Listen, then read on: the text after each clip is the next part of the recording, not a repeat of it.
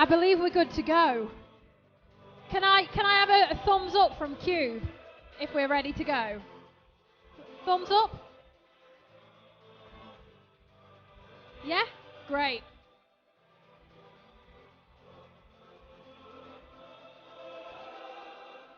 Tweet them to just use the hashtag Keele SU elections and we'll get them.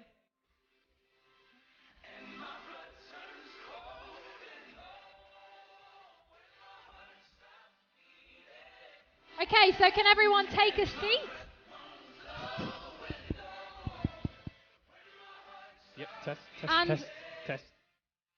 can I ask the candidates for activities and community to come to the stage, please?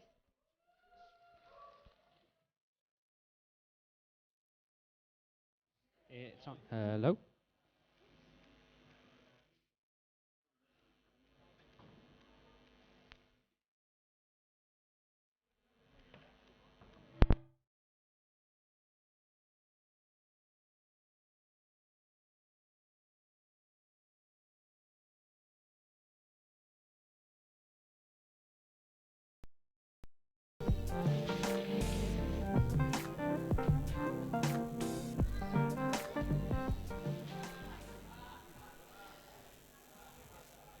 Okay.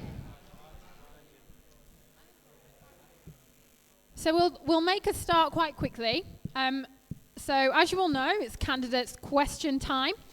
My name is Emma Hedges. I work in student activities and I am the DRO for the Deputy Returning Officer for these elections. I will be co-chairing this candidate question time with my glamorous assistant, Jamie Robertson, also from activities. So just to give you an idea of how candidate question time works, it is your opportunity as the student body to ask questions to the candidates who are standing to be your full-time elected officers for next year.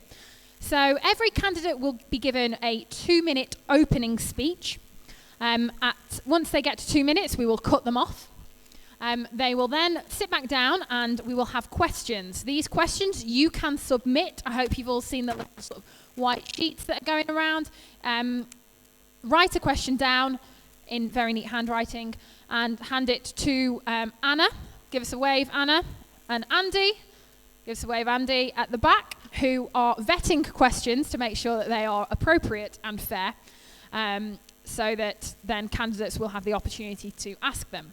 They will be given 1 minute to answer these questions, and we will go in so we've got an order for every candidate to speak. So if you speak first for your speech, you will speak last for your questions. So we'll alternate so that everyone gets a fair opportunity to answer those questions. So candidates have all been briefed. So I think we will start then. So we've got 2 candidates running for the position of activities and community. We have got Harvey Murray and we have got Ella Hollies. So without further ado, can I ask Harvey to the microphone?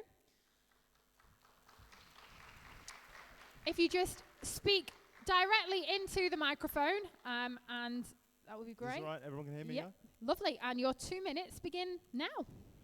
Okay, so I didn't really prepare much for speech because it's essentially just going to be a rehash of my manifesto. So I'm just going to go through that now.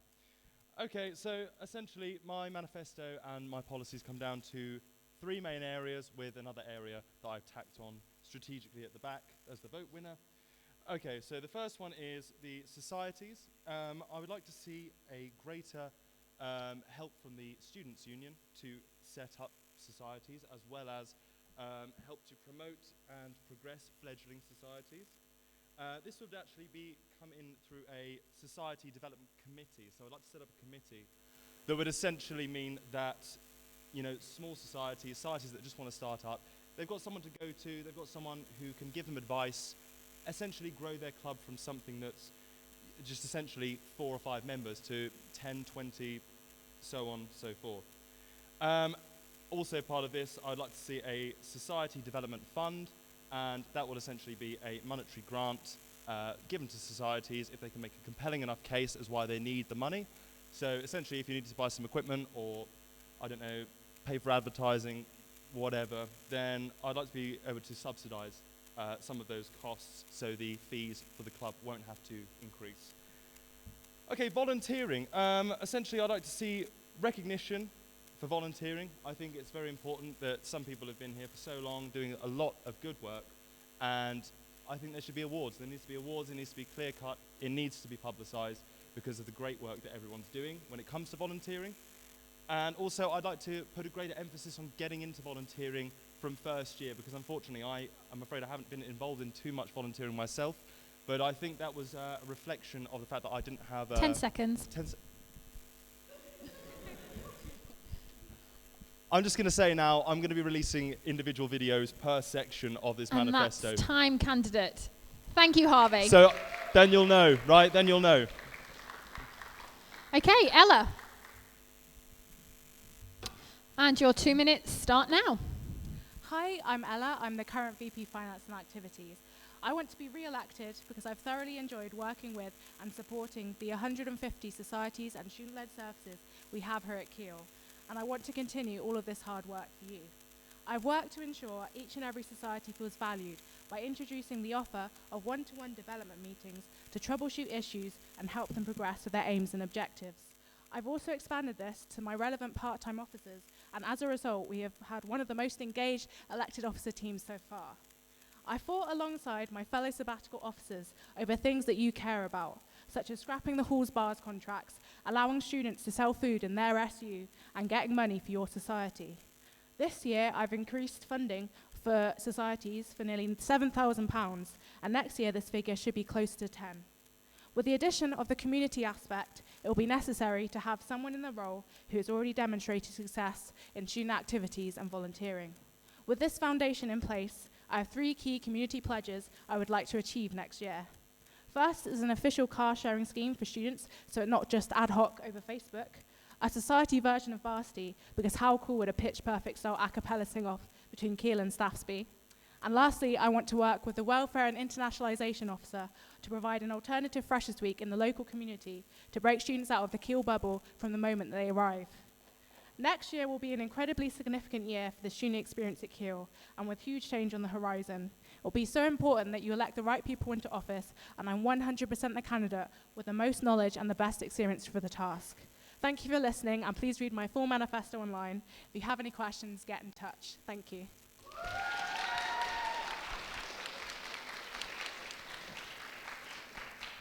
Thank you very much to both of our candidates for their speeches. Do we have some questions for these candidates? We only have one question, so if anyone wants to quickly write some and bring them over, that would be fantastic. However, the first we've got some more now, great. To both candidates, what would you do to change and improve society's exec? Okay, and Ella, if you could answer that question first. You have got 1 minute to answer your question. If you feel like you haven't answered it thoroughly the first time round, then you can request more time, which we may or may not grant. That's after Harvey's spoken, though. As soon as you're ready. Okay. So this year I've worked really closely with the Society's executive, obviously. I've had one-to-one meetings with each of them to talk about one manifesto pledge or one idea that they have that they'd like to achieve in their time in office if they couldn't achieve anything else. And that has worked really well. We've worked on a society constitution rewrite with Liam and various other things like a society's ball that's coming up in April.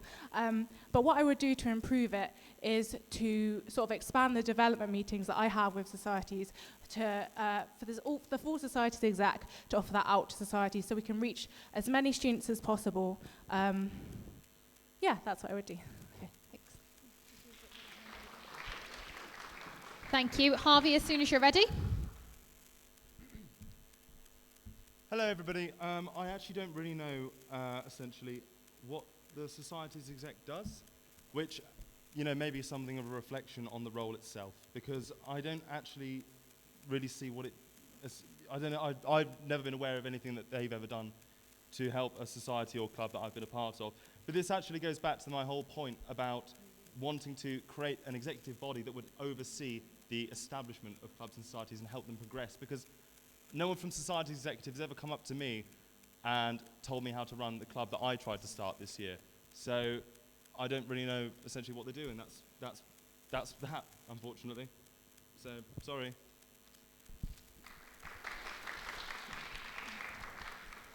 Thank you. Do we have any more questions? Yep, got another question for all candidates. So added to the role is community for this year. What do you see yourself doing in this area to improve the student experience at Keele? Okay, Harvey, could you answer that question first, please, as soon as you're ready? Okay. So, with the community aspect, I have essentially got here, bursting the Keele bubble is a phrase that I've used on my manifesto, and essentially, I don't see how isolating ourselves on campus is necessarily a good thing, even though it's brought up as being obviously a positive aspect that everyone's friends with each other and stuff like that, but no, I've never seen anyone on a night out in Newcastle, and I think that's slightly worrying in the fact that we seem to neglect a lot of, the local community. We don't really have much to do with anyone outside of Keele, and I think that's something of a big problem, especially when I was speaking to other people from the community who said 10 years ago, 15 years ago, the whole town was just full of students all the time, spending money, having a good relationship with the people. And also I'd like to see the establishment of a sister students' union, essentially getting some feedback, ideas from different universities and their unions throughout the country. And that's time. Thank you.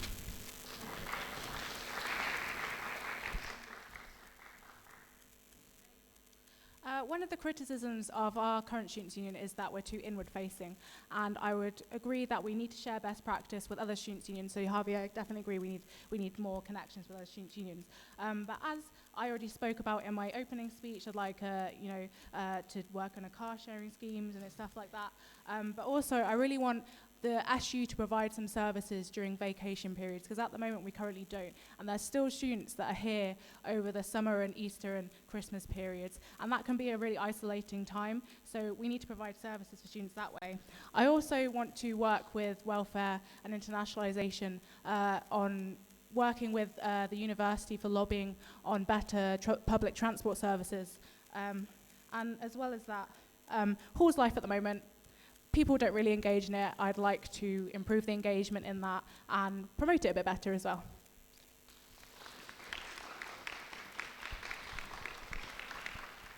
Thank you, candidates. Do we have any more questions?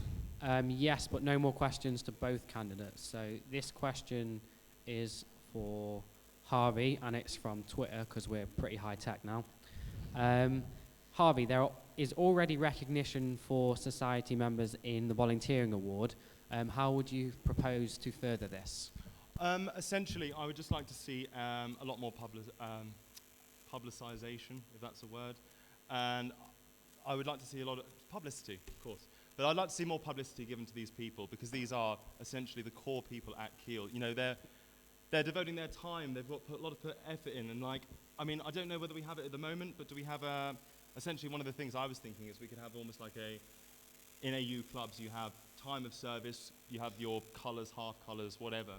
I think if you're going from day one at Keele volunteering all the way through to the end of your degree, especially when it becomes more difficult, you should get a lot of recognition. There should be awards. There should be, I don't know who's received their awards. So essentially, I just think that more recognition for the people. That's it.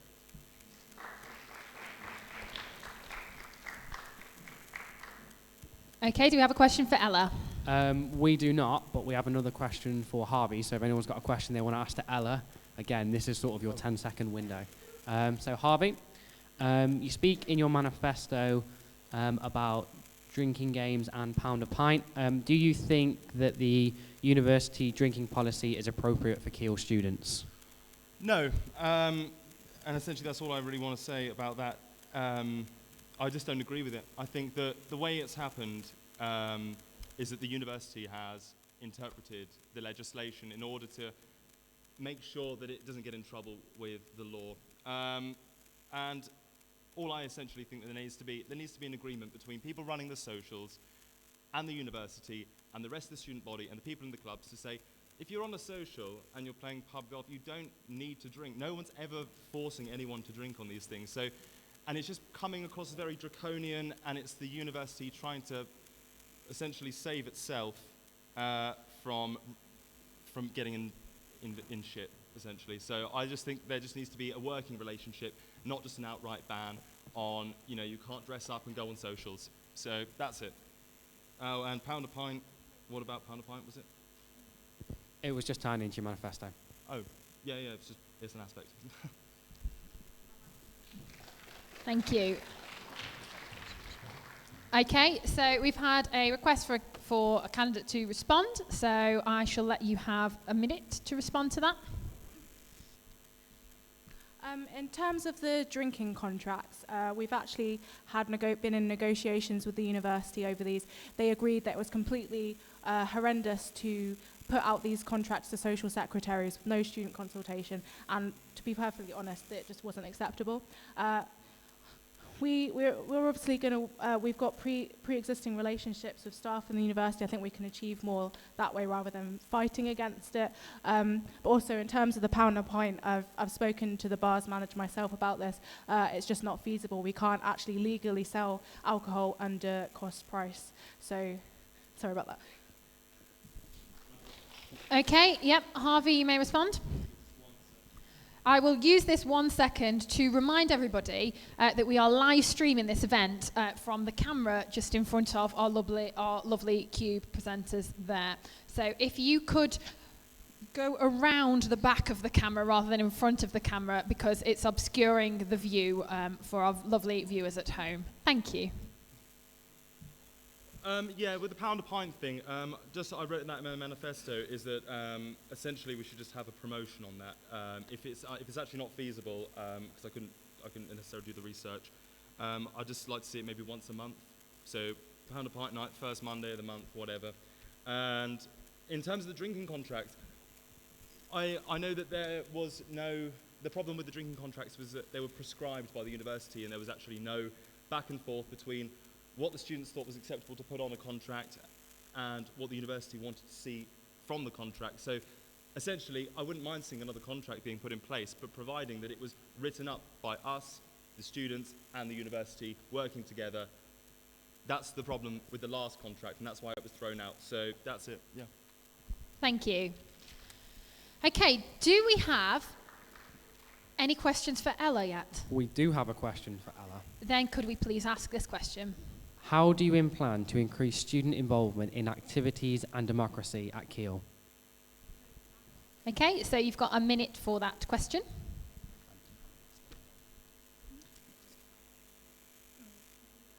So in terms of democracy, I've already done a great deal of work with Emily Horswell, the Chair of Student Council, on this. We put out a survey at the beginning of the semester asking students what they like about democracy, what is really wrong about it, and we've got some really good feedback from it. And at the last UGM, we began to implement some of these changes, and so far, again, we've got feedback from that, and that's been really positive. In terms of activities, I think this year has been quite difficult in terms of having a lot of office work myself. So I'd feel next year, once the groundwork has been done, I'd like to get out a bit more and promote activities out. And the aim is ultimately to reach as many students as possible. And I think by getting out there with myself and the other elected officers is a good place to start. Thank you. Now, do we have any further questions? I think we've only got time for one, if there is. So preferably if there are any questions, one for both candidates would be best. Yes, just give me 10 seconds, maybe 15. We are counting down. And that's time, Andrew. Don't call me Andrew. You've both mentioned funding in the past, so this is about funding. How do you plan on increasing funding for societies and activities to both candidates? If Ella could go first, I think when we were doing it before, yeah. In terms of increasing funding for activities and volunteering, society, sorry, I'm actually in negotiations at the moment. We'll have a meeting in the beginning of March about increasing funding. We're doubling the money for societies. We're increasing activities funding so that there'll be an extra staff member for activities, and I think some more student staff in activities and volunteering. And the talks about that has been positive so far. So as well as that, we've got a new CEO coming in, and we will be able to look at where money is being spent and maybe appropriate some funds from there into student activities as well. So that's where I would go about funding. Thank you. And Harvey, if you'd like to answer that question. Obviously, I don't really know the ins and outs of the finance too well here at the union, but essentially the way I'd get it is trying to ask for more money from the uni, and if the policies are generally feasible, then I suppose if elected, then I'd have to follow up with Ella's policies. So yeah, that's all I can really comment. I'm afraid I don't really know the ins and outs. Thank you. Okay, and I'm going to call that time for this position.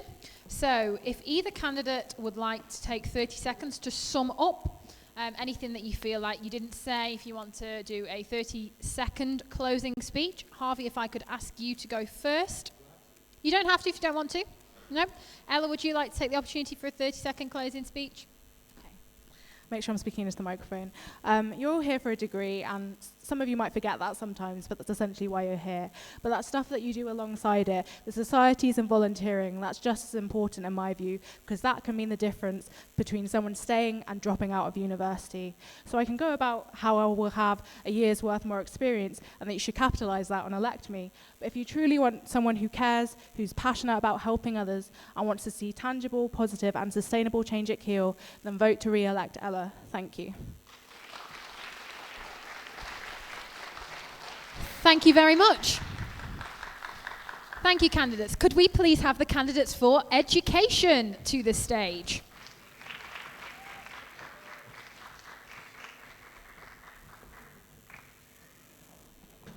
Jamie, can you just run over here for a second, please?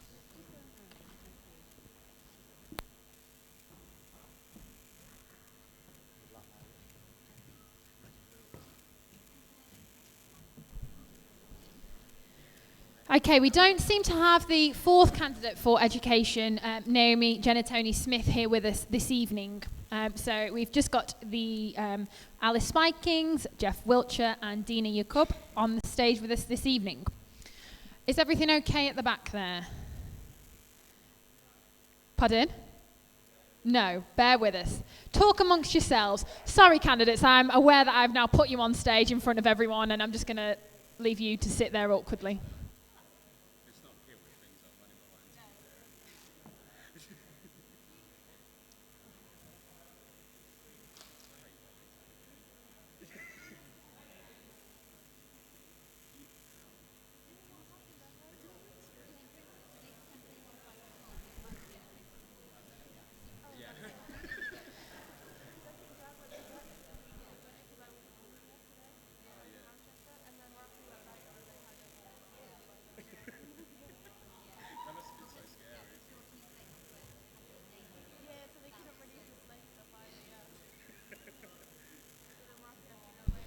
Please do make sure you're joining in the conversation on Twitter using the Keele SU elections hashtag, whether it's to submit questions or whether it is to share your thoughts on the candidates.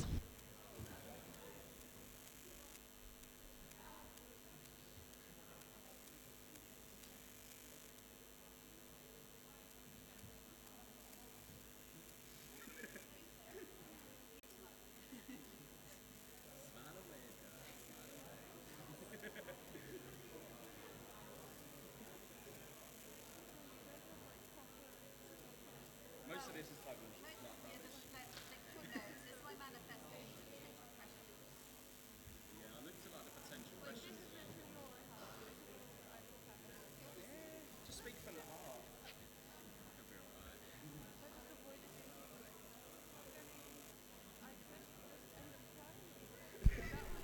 Hello. We're back in the room, Rookie on the mic. So, sorry about that. Another little bit of a technical hitch, I guess you could say. But we have our candidates for the education officer position on stage.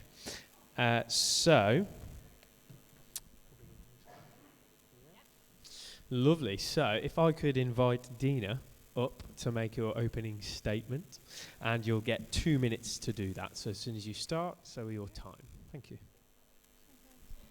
Hi everyone. So as they said, I'm Dina and I'm running for. Sorry, Dina. Just if you speak directly into the mic, just so it will pick you up, because I don't want people to not hear you. Okay, all right. Sorry. There we go. Is that better? Yeah, just get up close and personal with it. Okay. There we go. We're all friends here. Go on. There we go. Okay. So as Ella was saying. In her closing speech, she was saying how at the end of the day we all do come here to get a degree, and we have a lot of fun here and we do a lot of things and join a lot of societies, but that is the main reason we come to university, is for education and to get a degree, and so that is a very important thing. And the primary purpose of the Students' Union itself is to represent the key interests of all of its students, all of us at Keele. And I feel that as education officer, that would be the best way for me to give back to the union, give back to students, because it would be helping your education and everyone's education. My primary purpose will be to add value to our degrees, because we are all paying almost £40,000 for our degrees, and I think we should get the best out of it. So some of my manifesto points, if you haven't read it, and you can read it all online, so I won't go into detail, is that we should get the option for flexible assessments. And this is so not only for students who suffer from things such as severe anxiety in exam season and such, and aren't able to sit exams, but it should be more widely used in schools and it should be allowed. We should also start having our lectures videoed, and we should be able to access these on the KLE for people who miss it due to illness, for people who want to go over it after the lecture, etc. I also want to work with the welfare and internalisation officer, because that links in with education, and if your welfare is not good, if you've not got good mental health or physical health or good accommodation, all of these things will have an effect on your education. I also think that education should be as accessible as possible to everyone, and unfortunately with the government's cuts it's becoming more and more inaccessible. So I would like to campaign with the NUS against any further cuts, etc. I also want to continue Joe's amazing work on more support for dual honours student, better exam and essay feedback, etc. But that's just the beginning. I don't want it to be all about me. I want to do stuff for you guys, and I want to hear everything that you want. Thank you. Lovely. So Jeff, if we could ask you up next, and you'll get 2 minutes as well. As soon as you start, so all the time. Hello, my name is Jeff Wiltshire, and I'll be running to be your education officer for the 2016 to 17 academic year. Some of you may know me as Hagrid or Dumbledore, or the guy at Crap who takes his shirt off a lot, or that embarrassing video of me doing kill dates, and that's totally fine, but I'm actually here to represent you. I've got plenty of experience as president of the Keele Harry Potter Society and Crap, as well as 2 years worth of work experience in higher education. So I'd like to use that experience in order to represent you. Today is very exciting for me because I'm releasing a new part of my manifesto.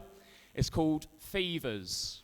So unfortunately it's not a disco routine or anything like that, but the F is for feedback. I've got all these ideas, but I'd like to hear from you about what you want from me as your education officer. E is for engagement. I'd like to get my face out there as much as possible, and I'd like to make sure everyone knows about UGMs and has the opportunity to attend. V is for visibility. Like I said, I'd like to get my face out there, run campaigns, and do one-stop shops where you can come to me at any time. E again is for exams. I'd like to introduce automatic exam feedback, and also to have heating in the sports hall for semester 1 exams, because it's absolutely freezing in there. And the next point is R, which is resources. As Keele is a growing community, I believe that there need to be adequate resources, whether that be off campus or on campus. So that would be the library at Keele, the library in Newcastle as well. And S is for support. My office is always open to you, and I'll always be there to help you.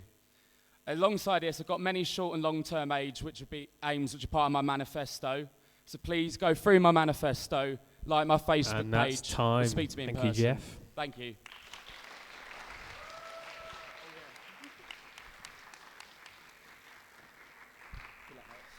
Lovely. And Alice, your 2-minute opener. And the time will start when you do. Okay. Hello, and thank you very much for coming along and for watching. I'm Alice, and I'm a third-year politics student. I've been a staff for all 3 years of my time here at Keele. And in my second year, I was an open portfolio officer for the SU. I am running for education officer because I have the background and understanding of how the SU works. I also know how the education system at Keele works, and I am an expert at representing students. Now, some of you may or may not have read my manifesto. It is split into 2 main parts, focusing on reducing exam stress and increasing your voice at the university. Now, my manifesto is nowhere near covering the wide breadth of items and issues that I will deal with when I'm education officer. If a student walks into my office, my first priority is to deal with them and to help them with what their issue is. If the government releases new education legislation, my role is to review and understand the impact that will have on Keele students. Now, in order to help reduce exam stress, I will work on 4 things: Exam Plus, extenuating circumstances, a review of the exam periods, and extreme weather. To improve the way that your thoughts and your opinions are heard, I will work on empowering your stars, developing star support, and increasing student engagement. Thank you very much for listening. You can see my manifesto online, and I look forward to answering all your questions. Thank you very much. So now we move on to the questions, and again, you'll have a minute to answer each. So I'm going to look towards the back of the room where we haven't one handed in. Andy, have we got a first question? Got loads of questions. We've got loads of questions. Brace yourself. So, for all candidates, what experience have you got representing students and their educational needs? And that one is also from Twitter, because we're so 2016. Lovely. So that question, first of all, goes to Jeff. So you have a minute to answer, and it'll start when you do. Okay. I don't have too much experience at Keele representing like educational needs, but I have worked at a previous institution in student records, and it was my job to work at the front desk. And if people had any issues of extenuating circumstances, course changes, they're a returning student, it'll be my job to look after them and make sure I pointed them in the right direction. I think in my time at Keele, I've done a lot of work with societies, but as education officer, I feel like I've got the relevant experience and the background, and I look forward to putting the previous lessons that I've gained into practice. Thank you.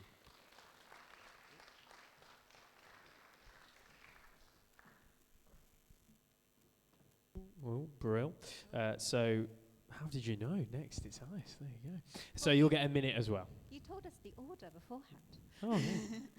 Okay. Well, I don't know why I've got it written down then. There you go. Anyway, Alice, you've got a minute. Off you Yeah. go. So what experiences do I have representing students at education level? Well, as I just said, I've been a staff for the past 3 years. Issues I've had to deal with then is issues with providing lecture slides in advance. A main issue I've had actually was in my second year when there was an issue with a core module. It was brand new and it wasn't very good. So I produced a report with my co-star and put forward this report, and all recommendations was taken on board by my school. And then this was then taken on, and we've done a new report by stars in second year as well.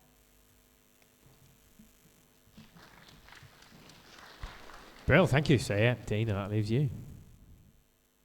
Okay, so in my time at uni, some of the ways that I've been involved with student stuff and in terms of education is that I'm on a committee for a federation of student societies. It's a national position, so I've been quite in contact with students in what they need, and my role has been to deliver promotional material to them and things that they require and help that they will need to run those societies and such, and even educational matters and things like that. So yeah, I think that's about. I'm also currently a digital ambassador with the School of Law, so that is a role where I'm currently like talking to students a lot of the time and covering a lot of things that matter to them and getting them to blog and things like that, and let me know about their education needs essentially.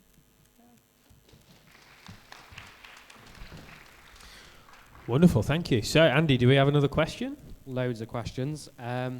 How will you attempt to improve the online ECs? So that's extenuating circumstances. Wonderful. So up first to answer this time, if we could have Alice. Yep. And that's fine. Take time when your time will start when you do.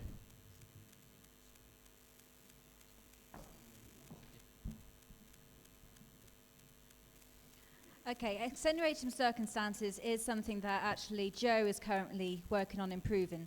So when I take over from her role, I would have spent a month underneath her and would be able to know what she's working on. It is a system that is clearly needs to continue to be simplified, as students are sometimes forgetting to submit evidence. And this actually is really crucial because schools can't sign off on ECs if evidence isn't submitted. So that needs to be made clearer as to how you can do that.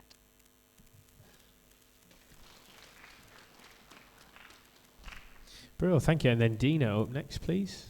Thank you. Okay, so I've had some experience with the EC form myself because I've had situations where I've not been able to attend exams due to hospitalisation, and I know how tricky it was when it was originally paper and I'd have to run to 2 schools to give it. So I think it's amazing that it's gone online. I think we need a better way for the evidence to be submitted. It should be easier, it should be made clearer, and I think it needs to be universal. It needs to go to both schools if you do dual honours, and it also needs to stay on your record if it will be a recurring problem. If you have something like anxiety, if you have something that repeatedly stops you from doing those exams for whatever reason, if you genuinely have severe illnesses, it needs to be taken into consideration, and it needs to be something that will be there and you don't have to repeatedly be filling in this EC every single exam time. It needs to be something that they can access and they can see that it's happened. So, yeah. Great, and then Jeff, thank you. Yeah, as Alice said, I'd like to continue Jo's work reviewing the extenuating circumstances system.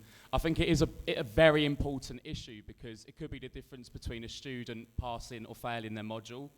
So I'd like to keep the process as simple as possible and become an expert in the field. So if anyone does have any issues with their ECs, they can come to me about anything. As well as the ECs, it's an ongoing process. So I'd like to understand why students feel the need or they require ECs. So I'll be there and available to offer any help that they need with their ECs. Thank you.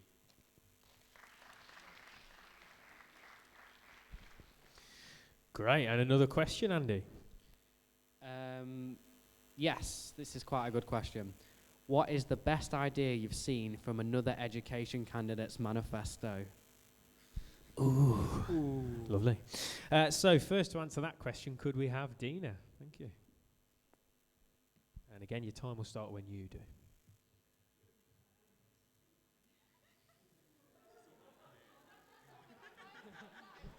Is that cool? Are they allowed to do that?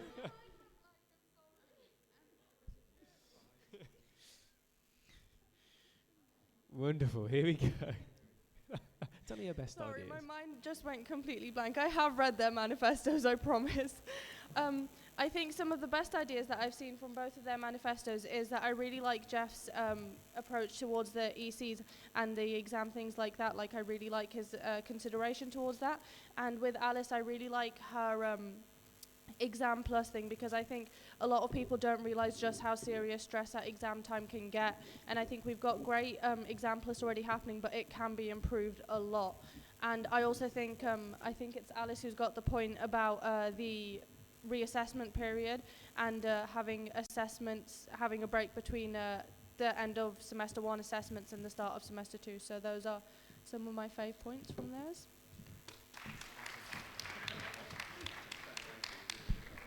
Great, and now we go to Jeff. Again, I'd like to pick up on a point that Alice made about the reassessment exam periods. I'd like to extend that a little bit as well and sort of say that around student submission dates, people have come up to me saying that they've got a lecture about an essay topic and that's like a week before the essay is due. So ideally, I'd like to meet with like all the schools to ensure that students are given enough time to do their deadlines, which means stuff like reassessment should become less of an issue for students. Thank you.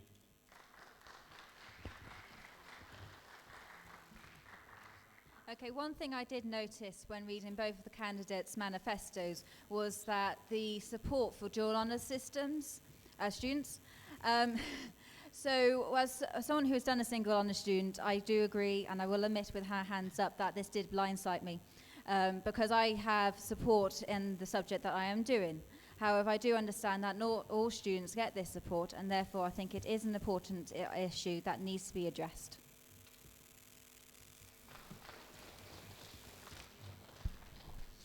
Lovely. So we'll go back to Andy, who's rifling through loads of questions. Look at that. Shall we mix things up with an individual question? Why not? Let's live on the edge. This question's for Jeff. You want a print room in each hall. How do you plan on raising funds for this, and where will they go?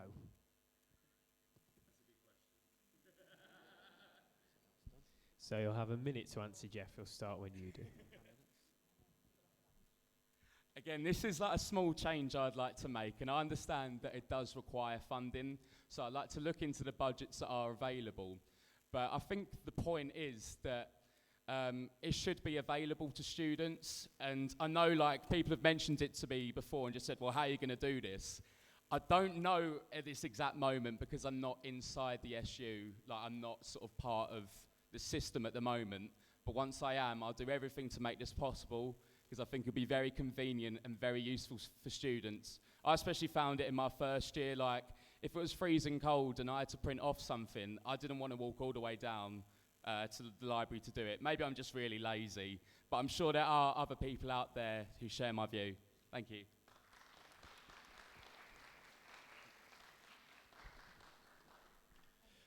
Great, and another question, Andy?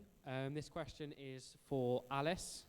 Other than your main points, do you have any short-term goals? And if you do, how do you plan on achieving them?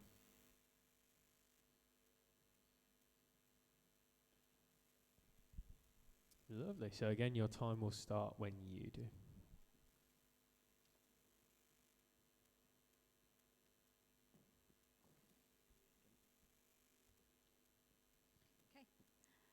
So short-term goals, I think probably would be one I can quickly check off my manifesto is the extreme weathers. And probably people are thinking, what on earth does she mean by extreme weather? She can't stop extreme weather. But what I mean by it is that in the past couple of years, the snow has affected the exam season for the first semester. And judging by Facebook, the freshers page, lots of people suddenly start panicking because they live off campus. And I just want to make it a little clearer, maybe with a video or a graphic, as to what your rights are when you are living off campus and you can't get there due to snow. Thank you.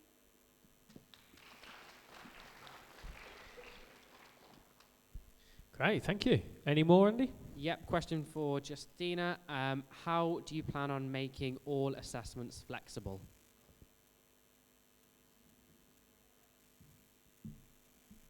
Okay, so when I say flexible assessments, I mean that I believe that as we're here for our education, our university should be wanting us to get the most out of that. And I think that we can always see, we all have those friends who are really good at exams and then they completely mess up with essays and get low marks. Or we have those friends who are amazing at essays and get straight firsts and then barely pass exams.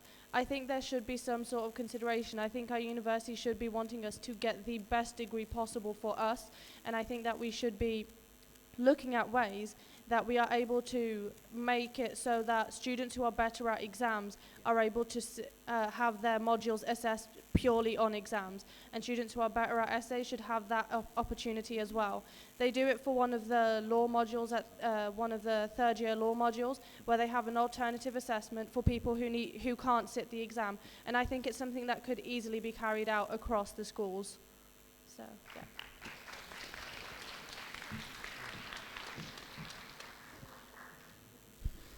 Any more of note, Andy?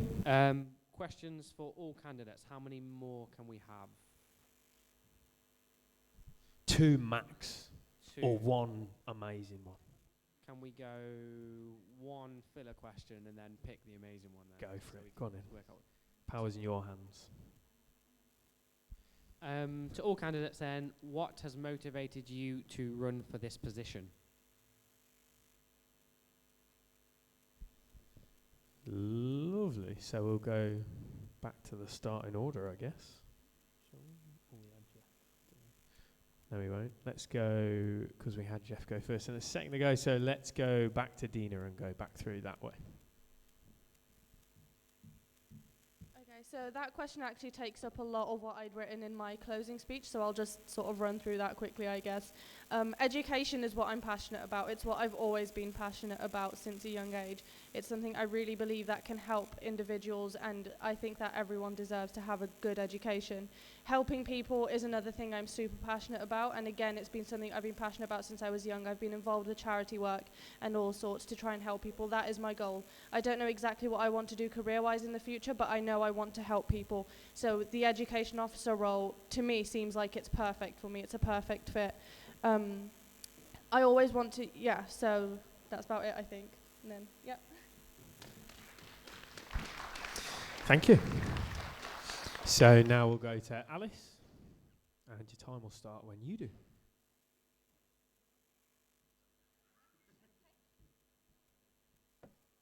Okay, so what motivated me for running? Well, to be honest, I really can't stay away from the student union.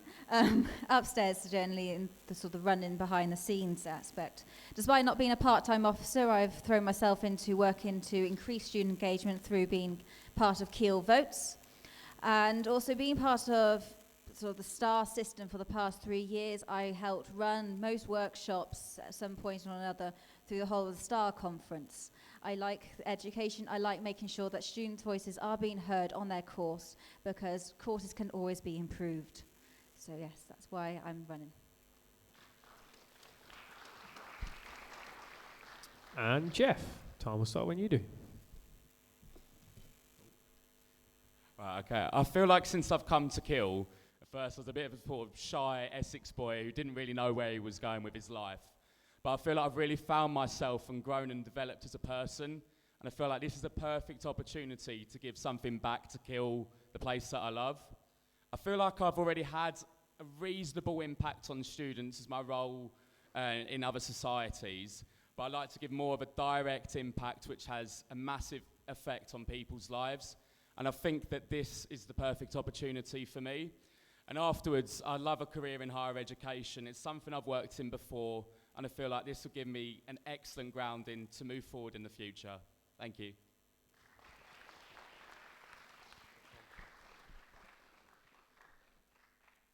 Cool. One more, Andy, or are we done there?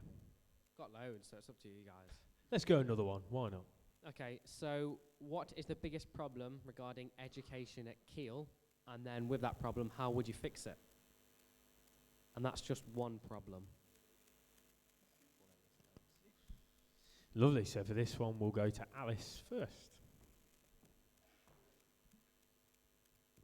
So one problem that I see is at Keele is that university schools and departments don't actually all listen to their stars equally.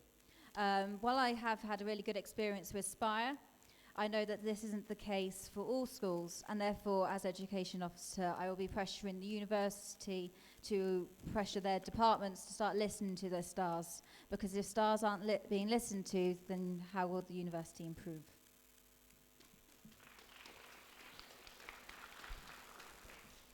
Right, and then we go to Jeff. Okay, so this is one problem that I've picked out, and it doesn't apply to everyone, but I think it applies to a numerous amount of students, and that is dual honours courses. I believe that dual honours students should have a personal tutor for both aspects of their degree, as I feel like having a personal tutor is great, but if their subject knowledge is not suitable for sort of 2/3 of their course, then how can they help them? So I'd like to ensure that each dual honours student does have a personal tutor for for both aspects of their course to help them throughout their time at Keele. Thank you.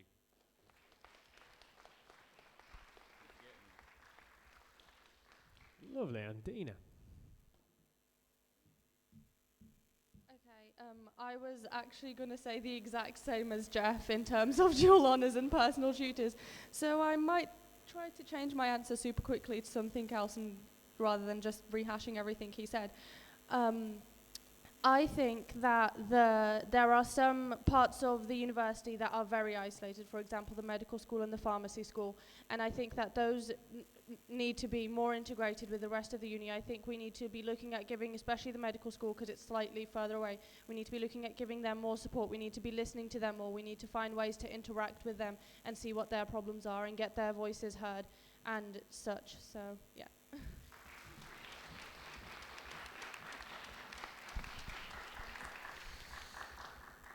Okay, so we'll stop with the questions there for now, but now we move on to your individual chances at 30 seconds to sum up, if you want to. So we will start with Jeff. Okay, thank you very much for turning out tonight, and thank you very much for listening for what I have to say.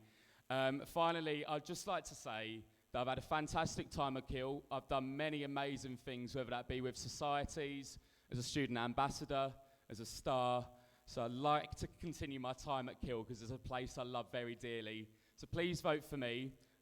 Look at my manifesto, follow my campaign on Facebook and Twitter, and feel free to speak to me in person. I don't buy, I'm all right, so please speak to me. Thank you very much.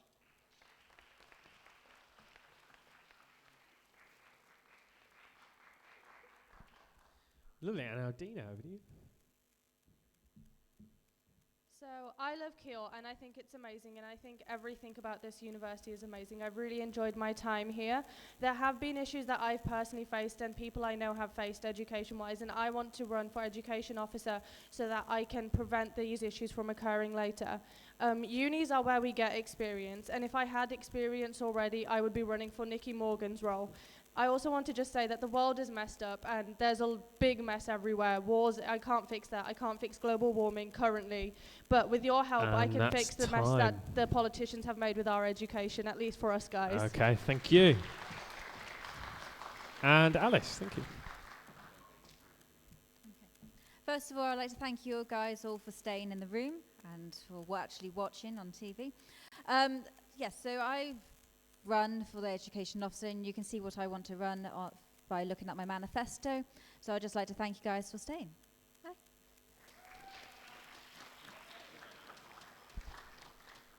Brilliant. Thank you very much. So now we can release you and let you go. You can breathe easy. And yeah, why not? Great, and while those guys leave the stage, can we now have our candidates for the Sport and Athletic Union officer position take the stage? Wonderful. And it's even the same amount of chairs. I don't have to get up. I'm just going to stay here.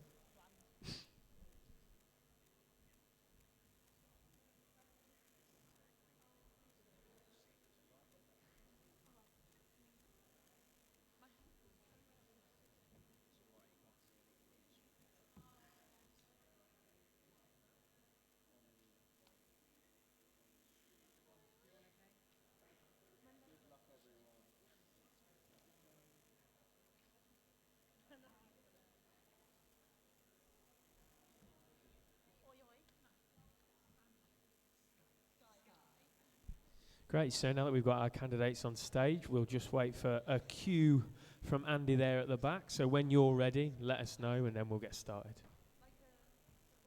Great, that looked like a thumbs up to me. So we'll start again and I'll hand the mic to Emma. Thank you very much, candidates. Okay, so you know the drill. You have witnessed some other candidates go through the same ordeal. So first, could I have to the mic for their 2-minute opening speech, Matthew Van Skyke.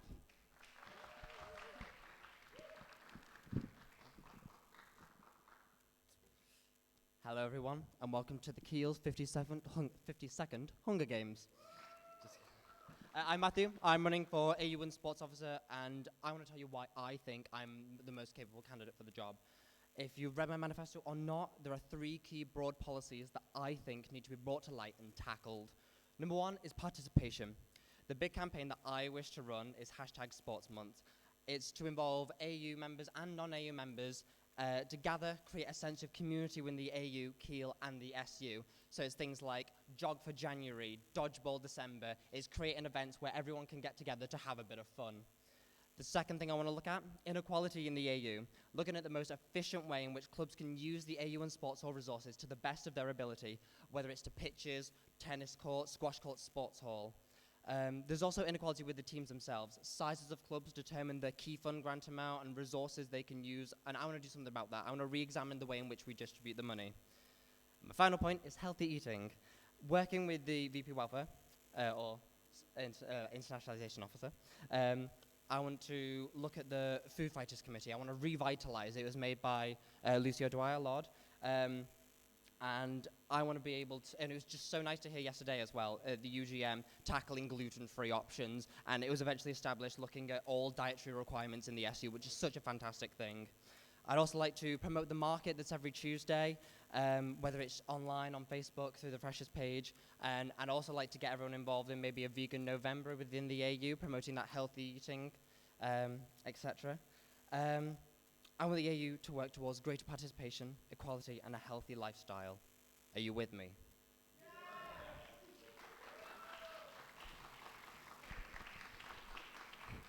Thank you, Matthew. Next up, could we have Nick Reeves, please?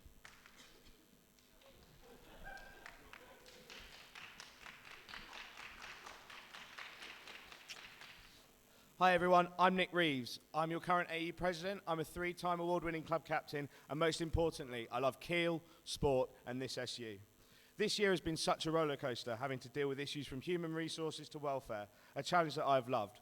But being AE sport officer is more than just sport. Trust me. Let's take today, for example. I've written a news article for the SU website, designed a set of tickets, washed an entire rugby kit, organised a night out in the union, saved a club from folding, and dealt with a potential media outburst, all whilst trying to breathe, eat, and run a campaign. Last year I wrote a manifesto, and although I can safely say I have tackled all that I can so far, being a Keele SU sabbatical officer is more than just a manifesto. Last year I stood on this very stage and said I wanted to do some things. KUBE are now live streaming all of varsity, both on TV and on radio. There are long-term plans in place to improve our Bucks position by looking to improve coaching provision of clubs as well as just facilities. And finally, there has been 1,000 new individual sports participants, and there have been over 50 solely AU-led sessions. That's a fantastic achievement and something I'm pretty proud of. The AU is now in a fantastic position to move forward from this period of transition. With new facilities on the cusp of being opened, national charity leaders that we are, and £57,000 being budgeted for coaches, the future is bright. I want to be the one to lead this change for you, the Keele students. Keele SU has done so much for the AU since its integration, and I have worked so hard this year to help with that. Whether it was the beer tent in December, more charity events such as the AU Takeover, where we raised a fantastic £2,166 for Marie Curie, or working with the Food Fighters group to change food in the SU. The possibilities are endless with a new CEO. The past year has been an amazing year representing you as your AU and Sport Vice President. I've represented you in Vice Chancellors' meetings, national conferences, and on the that's pitch time, as well. Nick. Where was 10 seconds? Oh no, bye.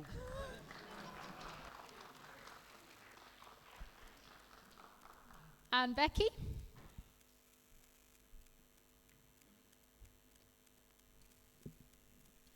Hi, I'm Becky, and obviously I am running for AU and Sport Officer.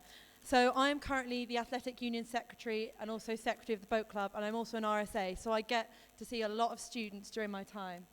I've spoken to a lot of you about what you're looking for in sport, and there are a lot of issues that lie within both the AU and sport generally. Being part of the SU has given us so many privileges and so many perks, But as its own entity, sport, and particularly the AU, lacks clear direction. You as students said you want to be comparable to people like Birmingham, Nottingham, Loughborough, and it's just not happening. If us as an AU don't know where we're going, how can we support your goals? It's showing it in our buck scores. We're still staying in the 60s and 70s.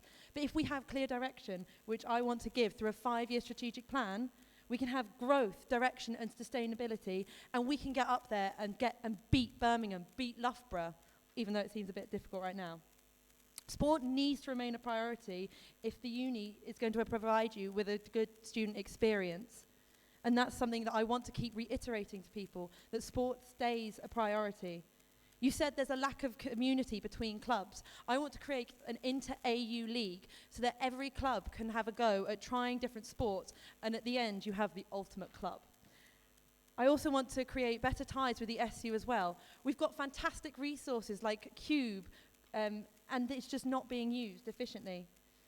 There are certain things that aren't talked about in the university, on campus, and particularly in sports. One of the biggest elephants in the room is mental health. I want to create an environment where people feel open to talk about mental health, but it's not being open to everyone, just knowing they can go to someone. So be sure to vote for Becky Shaw on Tuesday. Thank you.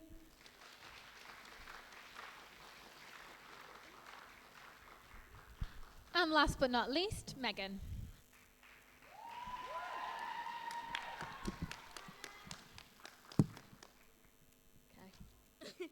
I'm quite excited that I can actually reach this. So hi guys, my name's Megan, and obviously I'm running to be your next AU and sport officer. For me, sports always played a large part in everything that I've done, and since coming to Keele, that's just grown like immensely. During my time here, I've been a big member in Team Keele, which again has strengthened that passion for sport, and I want to bring it forward and be able to use that to work with you. In my second year, I was elected vice captain of women's lacrosse, and this year I am now team captain. So having the opportunity to be on these committees, I've been able to see how the AU works, how it's run. I've also been able to oversee how 2 committees and what they've worked to achieve, what's worked and what hasn't worked. So I feel that with this, I can use what I know and what I've seen them do or not do. I can work with other sports teams, build bonds, and we can finally get what we want from our AU. Some of the main things I'd like to look at if I am elected your AU and sport officer would be firstly to create a better profile of sport throughout Keele. Yeah, it's accessible to us on sports teams, but other people are here at Keele that aren't necessarily on a sports team. So I want to work with the SU and get that out there, the good things that we do, the charity, everything else, not just plain books Wednesdays. I also want to build that stronger relationship with the SU. The SU are there to support us, so if we work with them, we can get more information out there, and hopefully it will go across to other people that aren't members of the AU, so other people will hear this. It will get out to more people, in turn building more of an inclusiveness in sports and getting it out there to people that aren't already members of the AU sports team, so they can become readily more accessible towards sports. And I have many ways in which I want to be able to do this, which are all on my manifesto, so if you want to read it, that would be great. I also want to aim to create a partnership with external sports facilities, because as people know, we've had issues with training, obviously because we're building the sports centre better. So I want to work to build that so we can use them for training and hopefully less rescheduling of games. Vote Megan. Thanks.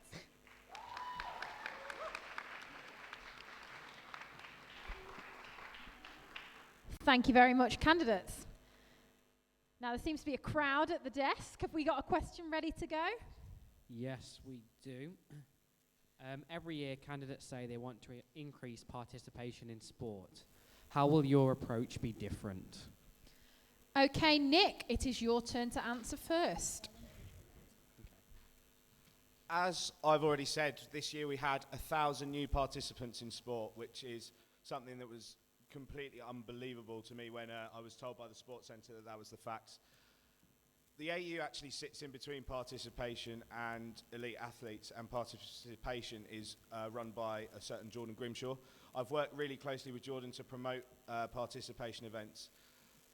The main areas that we need to tackle is getting hard-to-reach groups involved in sport, working through with Movember, as it was this year, and also This Girl Can has brought fantastic success, but looking into other campaigns such as Pride in Sport, which is an NUS and a Bucks-led initiative. Something that I've kind of led on with the Bucks Northwest groups is something that I'd really like to push forward to try and create a better environment for everyone to try sport. If anyone wants to try sport, there's so much available at Keele. It's just about getting people to know about it. Thank you. Thank you, Nick. Becky, that's right. Yep, you're on it. So I would agree with Nick. Having worked on AU committee, we have seen so many more people walk through the door.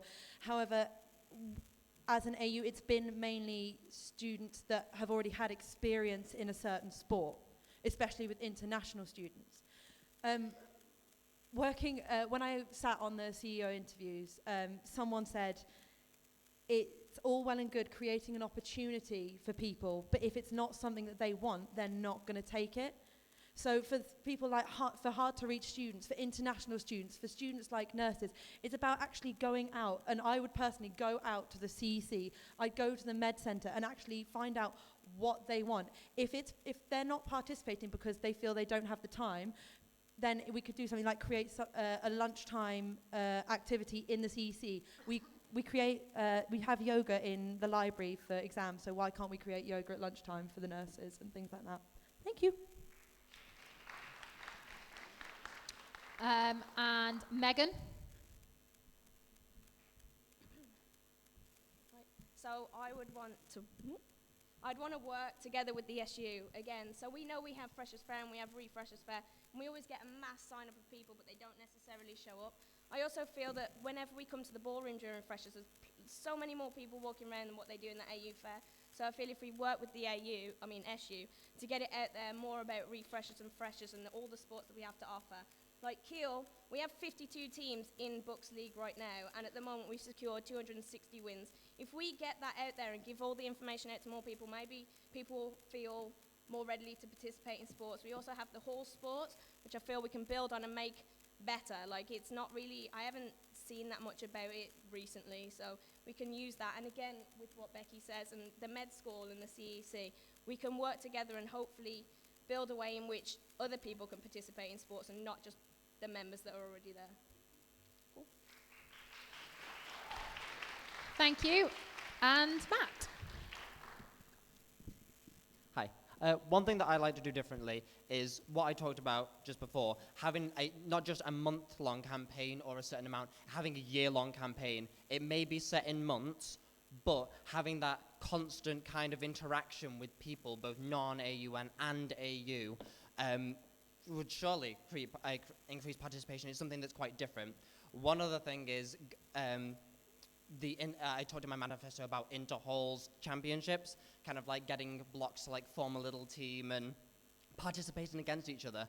It's just something different. I've not really heard of it before, as far as I'm aware, and yeah, it's just one of the things that I'd like to try out, see if it gets participation going.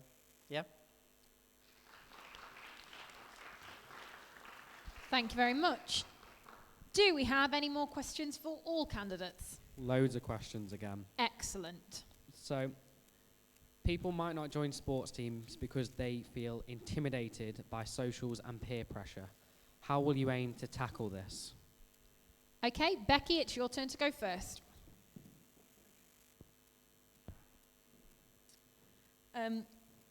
I do agree with that statement. Students are very intimidated. I was someone that was very intimidated by clubs with socials. I think it's a case of working with both the AU and the sports centre and actually making the students aware that these students have grown accustomed to this lifestyle, and they have these friends that they can like make jokes and things about, and it's actually making them realise that there are people that want to try something, and actually people have to be aware that people deal with different situations in different ways. One thing that has worked really well in Boat Club is actually we've done a lot of we say sober socials, but not socials that aren't focused around drinking, aren't located in the SU, and that has got us a massive attendance every single time. So it's encouraging something like that, I think.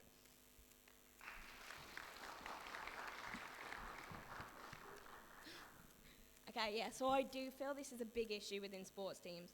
But as a member of lacrosse, we have quite a few members that don't drink, yet they still feel they come on social because we, from the very beginning, have said that it's not all about drinking. They still participate, but they drink water. We also do regular sober socials, so we went to Laser Quest, which is freaking awesome.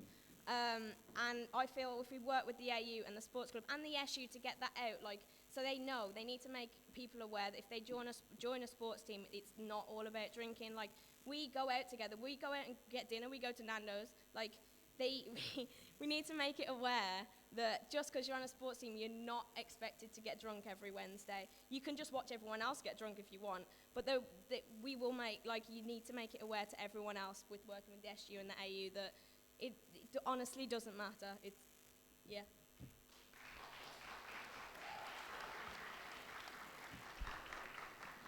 And Matt, that's right.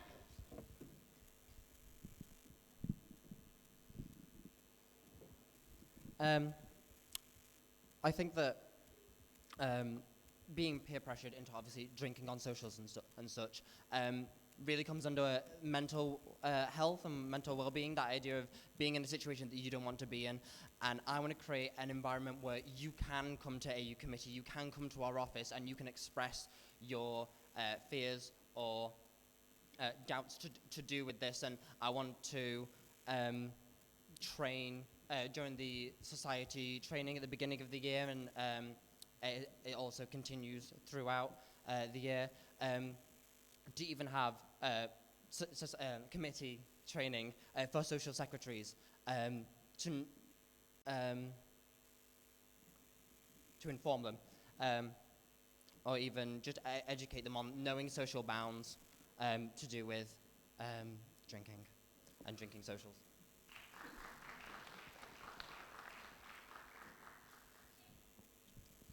So I actually ran the social sex training at committee training in September, all that long time ago.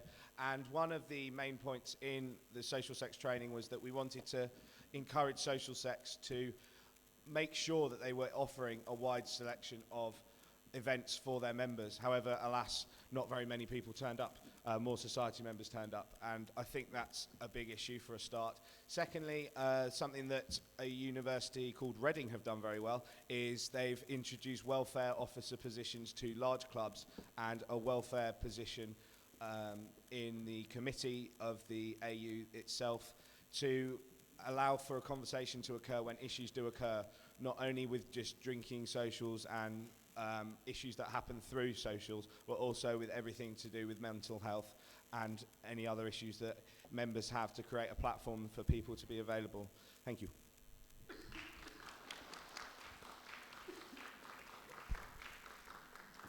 Okay, do we have another generic question?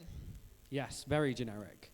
During your time at Keele, how have you been involved with and contributed to the AU? Okay, Megan, it's your turn first. Did we hear that? Do we want that repeating? Could we have the question again, please? Yes. During your time at Keele, how have you engaged with and contributed to the AU?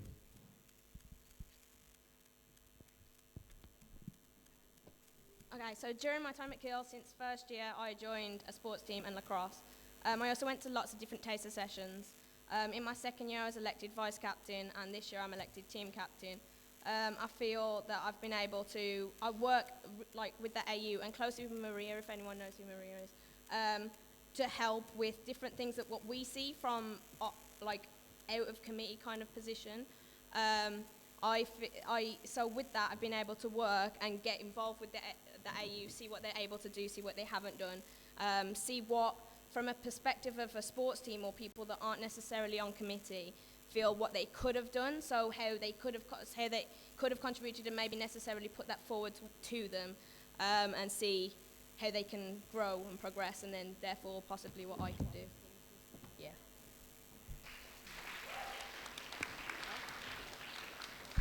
Okay, Matt, your turn next.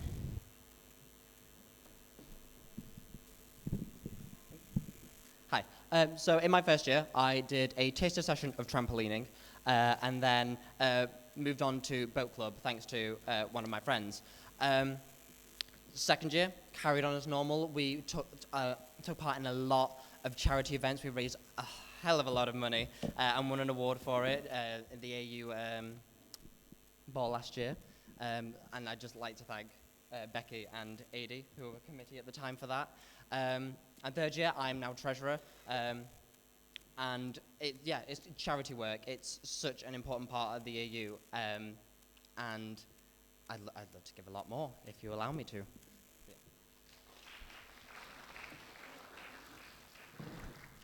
Nick?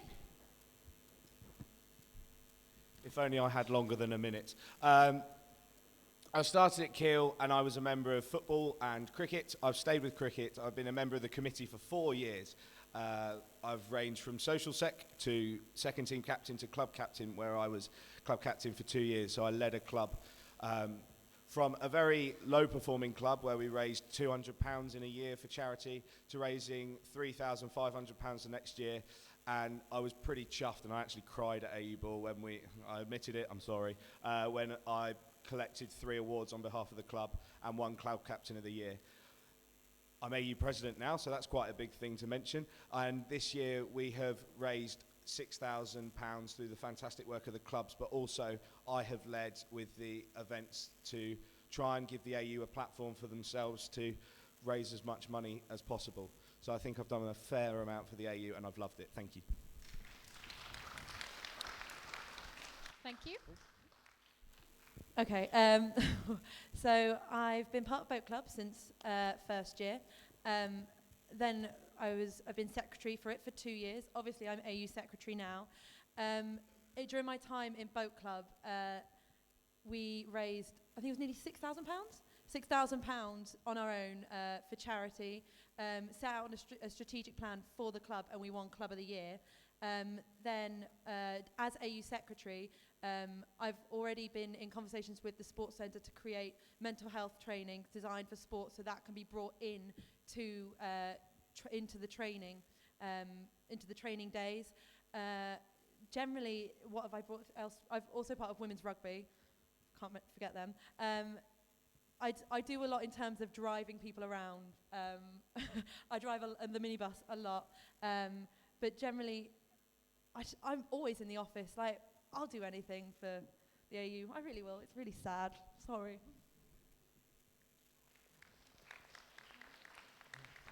Thank you very much, candidates.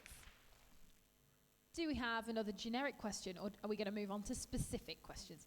Should we move on to specific questions and then go back to generic? Let's go for it. Okay, so the first question is for Matt, and that is, officers have tried to tackle healthy eating in the past, so how will you make a change that lasts? Sheer determination. I'm a very go for it kind of person, and I will not hold back. So with this committee that I want to revitalise, with healthy eating at the SU,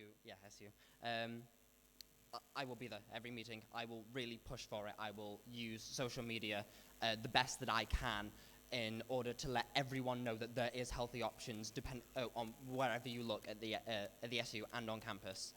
The Vegan November, the best way for Vegan November to kind of work is if you lead it.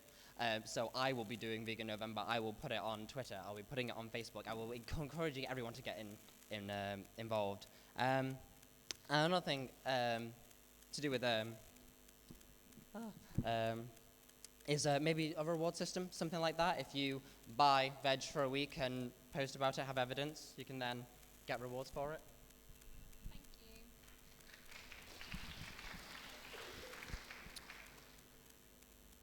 Okay. You've spoke about a 5-year strategic plan that you'd like to implement this. How do you plan on doing this when you can only be in post for a maximum of 2 years? I am aware that I can only be imposed for 2 years. Imposed, not imposed. But it's about talking to students. It's actually going to clubs and finding out what they want to achieve. We did this in Boat Club. We sat down with the members of the Boat Club, and we said, okay, if you had unlimited resources, what would you want to do?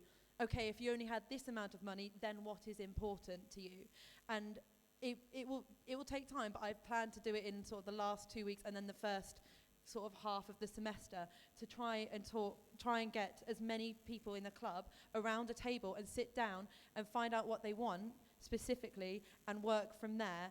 And it's more about the mentality. So it's being aware that, you know, we're not going to be able to beat Birmingham next week, but in 5 years' time, if we implement certain things, that's possible. So that's what I mean by the 5-year strategic plan. Thank you.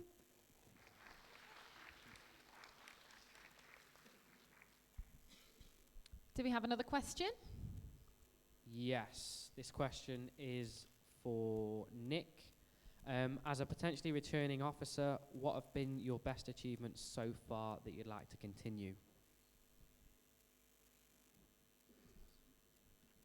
The biggest achievement that I've brought in this year, working with the university on their investment in sport, has been to change the drive of the investment from slightly away from the facilities and more to students themselves, the AU club members that matter.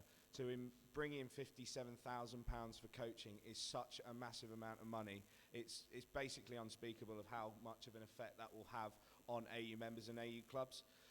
We're waiting, hopefully, for a workforce manager to bring that in next year. But if that comes in, that is part of the goals setting that will drive sport at Keele forward. It'll help improve standards, maximise the amount of facilities that we have by giving clubs the chance to maximise, I'm saying words that don't make sense, basically maximising the usage of space. We know we haven't got much space at Keele, so a coach will help make clubs be more professional. So I'm pretty chuffed with that.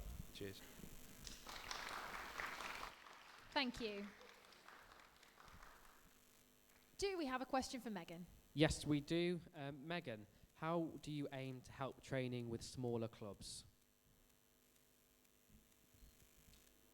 So, smaller clubs, so say, oh my God, rude. So American football, they always have issues because they don't have a pitch and they don't really have anywhere to train. So I've actually contacted a company that puts markings on 3G pitches, and it's not that expensive to actually look into putting alternative markings on 3G, because at the moment we're just going to have football markings. We played a game at Birmingham and they had football, hockey, American football, lacrosse, and something else marked on their Astro in different colours. So if we are able to do that, then it gives them places to train, so therefore they'd have more time to train and they'd be able to become a stronger and better team. Same with like the Astros. The Astro isn't necessarily all that great either. So if we can work to give us better training facilities, then hopefully the teams will be able to grow stronger and better, and we'll be able to do better in books and, yeah, beat other teams. Thank you very much.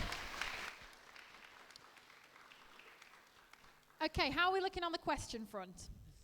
So many. So many. Questions. Surprisingly, we are running to time. So we can accept more questions if you would like to ask them. Okay, yeah. So this question is for all candidates again, and it is, what will you do to engage student groups who do not usually participate in sport? Okay, we're going to go back to the original order because that was the order we were at when we were asking generic questions. So that's Matt to answer first, please.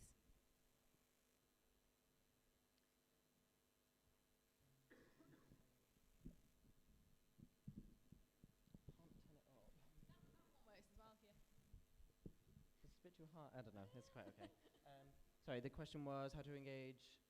How do you engage students who don't usually participate in so I sport? talked about this with the whole Sports Months campaign. Is like getting your groups of friends together. You could, by engaging them on Facebook, on Twitter, getting them to know that it's happening, because some people don't.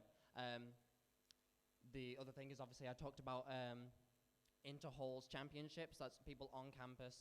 I can't think of the words. Competing against each other with some form of reward system at the end. However, there's the people off campus. I want to be able to integrate both people who are living at home, living at Liberty Court, Caledonia Mills. I want them to have their own halls each. If they want to get some kind of team together, I want them to be able to participate in it as well. Thank you. Okay, could we have Nick next, please? Andy, what was the question again, sorry? How would you engage students who do not usually participate in sport? Yes, so I think one of the main reasons that people don't participate in sport is communication, and that potentially is a failing on this year's committee and myself. There are many different events that happen at Keele that people just don't hear about.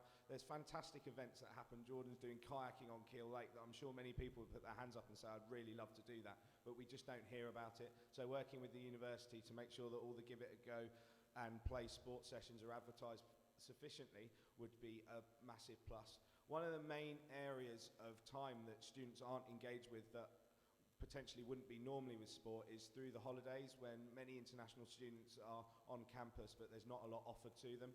Making sure that there are free Give It a Go events for students who are staying over the holidays at Christmas, especially Christmas and Easter, will be a fantastic way of engaging with more students and giving them a friendly atmosphere to engage in sport. Thank you. Becky? Okay. So I already said in my speech with hard-to-reach students like international students and nurses. So nurses, I'd go out to the CEC and find out why they're not engaging and give them opportunities even in the CEC to have a chance to participate in sport. With international students is about providing things during the holidays as well and finding out what certain sports they actually like.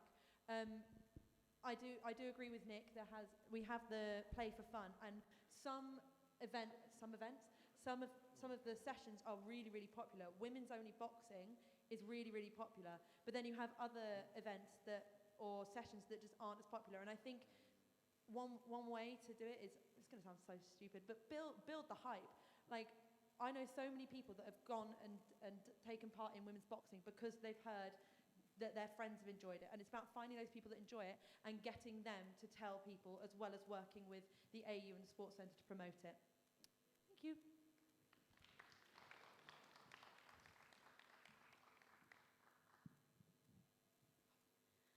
Okay, so the amount of members on sports teams that I've spoken to that are still excited about the fact that they're on a sports team because they wouldn't exactly class themselves as a sporty person before coming to Keele shows that we have been able to do that. But I also think that if, again, like I've said before, if we work with the SU to get it out there about all the sports that we offer, also the horse sports and different things like that, and the fact that we have so many taster sessions that you don't necessarily have to stick with that, you can just go around and try it, maybe find something that you've never done before and think, you know what, that's for me, I'm going to join a sports team. So if we work with the SU, then we can get that out there, more publicity, hopefully more members, people joining in. Yeah, that's what I think about that. Thank you very much. Another question for all candidates. With so many high-profile issues spoke about tonight from other candidates, why should Keele make sport a priority? Nick, it's your turn to answer first. Why should sport be the most important? Well, sport is a massively important part of a lot of people's life, and although sport, for a lot of people, envisages getting on a pitch and playing a competitive game, it's not. It's about a healthy, active lifestyle, whether it be from walking up the hill to uni rather than getting on the bus, whether it be eating a potato salad rather than a bowl of chips. These kind of things are all the kind of messages that we need to promote to students. There's 1,600 members of the AU currently. It's over 10%, isn't it? It's a lot of students at Keele. The university should be looking at how many students it's got and how the pull that sport has on students to universities, and making sure that it is a massive plus for them to promote, and making sure that what we have at Keele is the best for you guys as current students and potential students in the future. Thank you. Becky? Okay, so there are multiple reasons why sport should be a priority to the university and just generally. First off, like Nick said, it's not just about being part of a club, it's about having an active lifestyle, having a healthy lifestyle. And so many people, when people come to university, their lifestyle changes. And as a youth and sport officer, it's so important to then give them opportunities where they can continue to be healthy without feeling like they're being parented. And so sport should be a massive priority there. It's also really important to just generally the student experience. Being part of a club, I think it was NUS, it was Bucks, or NUS, came out with a report that basically showed more students are employed that are part of a sports team, and it's just so beneficial to the wider student experience and to where students will end up. So that's why sport should remain a priority.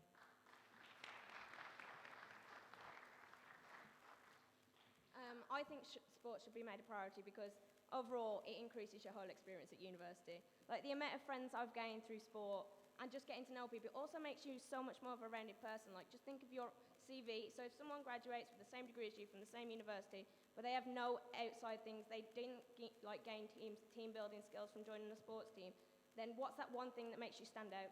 It's sports. So yeah, it's not necessarily always being about being a member of a club, but it helps because not just being a member of the club, being active in sports helps you. It helps you think. Mind, the mental health charity, have recently brought out a program called Get Up and Go because they feel that sports is a great way to overcome these barriers and help with mental health itself. So that's why I think Keele should make sport one of their main priorities.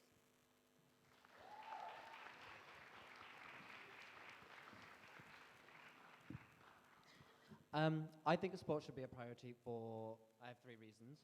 One is healthy lifestyle. It's promoting exercise. It's giving you a chance to get your daily dosage of moving about and getting your blood flowing, things like that.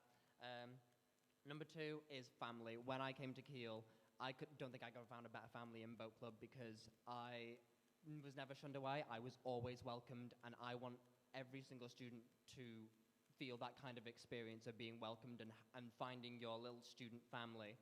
And my third point, I have forgotten, unfortunately, because I'm that good. So I'm going to have to leave it at that. So 2 points now. Thank you. Thank you. And that was going to be the last question that I take, but you're looking at me like you really want to ask another one. Joe said we should ask this one. So can we ask it? I feel I'll make myself unpopular if I say no, so go on then. The university, this is for all candidates still. The university is admitting more students every year, but it's not currently increasing the funding for student activities like the AU to reflect this. How will you deal with this as AU and sport officer? Okay, Becky, it's your go first. So there are 2 sorts of strands and ideas I've had with this. First goes back to this 5-year strategic plan that's already been talked about. £56,000 has already been invested, is going to be invested in coaching for the next year, and we're currently undergoing a redevelopment despite all the problems because of the water, but that's come about because the university has started to realise the impact and importance sport and activity has on the wider student experience. And by having these aims in this five-year plan of saying, this is how we're going to get here, but we can only get here if you're behind us, that's a way I feel that that we can get more funding, by the university realising how important activities is to people, and then it may be controversial, but also looking to outside funding, however difficult that may be. So, yeah.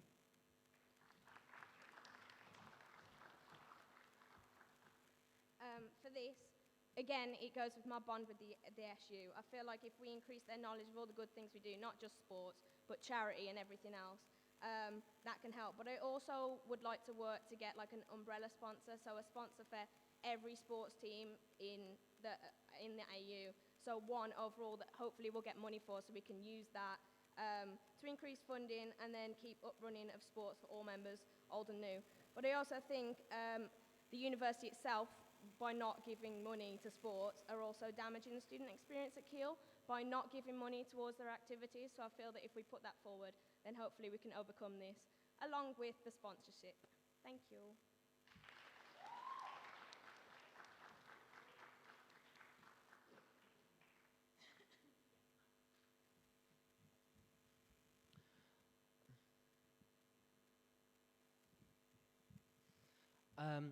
One misconception that when I first came to Keele, and I'm more than one person will have, is I thought the AU and the SU were separate things, and they're not. And it's working with the SU to find all possible grants in which all clubs can apply for in order to get their money, in order to get what they want. That's my answer.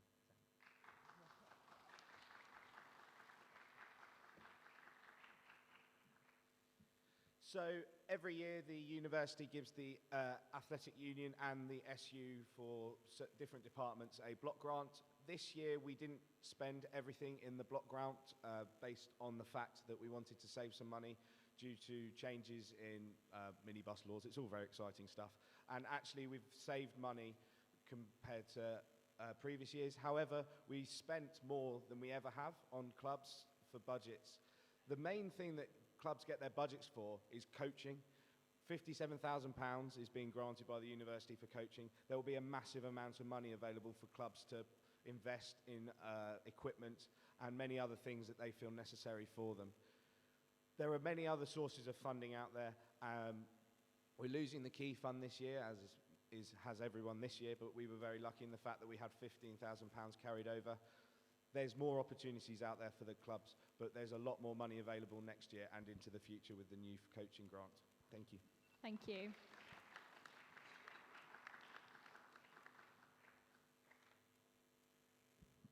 Okay. Thank you very much for your questions. We'll now move to closing speeches. So you've got 30 seconds. Megan, if you'd like to go first. Okay, so hopefully you can all see that I'm ridiculously passionate about sport and Keele itself, and I'd love to be given the opportunity to be your next AU and sport officer and work with the SU to readily advertise games, to continue support, get increased support and help us, and also work with facilities, so alternative markings on the 3G and Astro. So yeah, please, if you have any questions, come to me and read through my manifesto and vote Megan. Thank you. Thank you. Matt, your 30 seconds will start as soon as you do.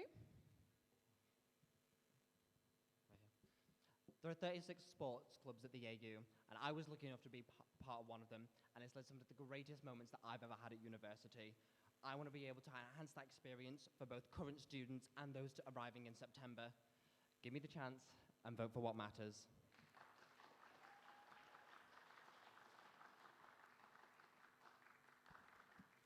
Nick?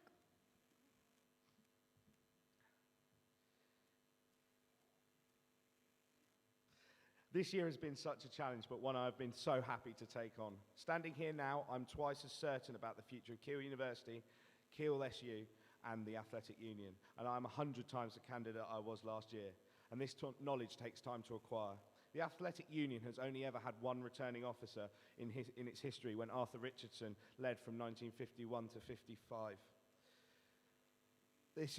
There is solely a lack of continuity, and this is the issue. Revolving leaders can bring positive change, but continuity breeds success. Just ask Sir Alex Ferguson. Thank you. Thank you.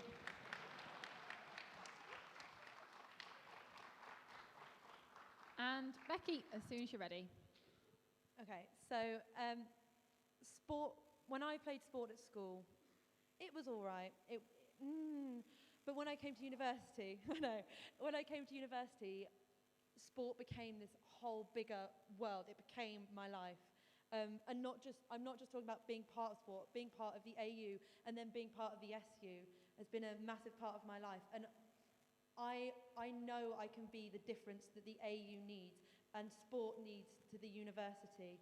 And that's time, Becky. Thanks. Thank you very much to the AU and sport candidates.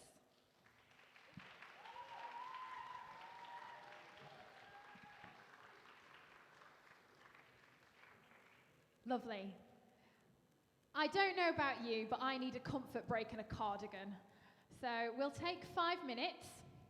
Can everybody be back here ready to start promptly in 5 minutes? Be careful of all of the equipment when you do get up to go and get a drink or to go to the toilet. We will be starting back with the new position of Union Development and Democracy and finishing with the highly contested position of Welfare and Internationalisation. So don't go anywhere, especially if you're watching at home. Hashtag Keele SU elections.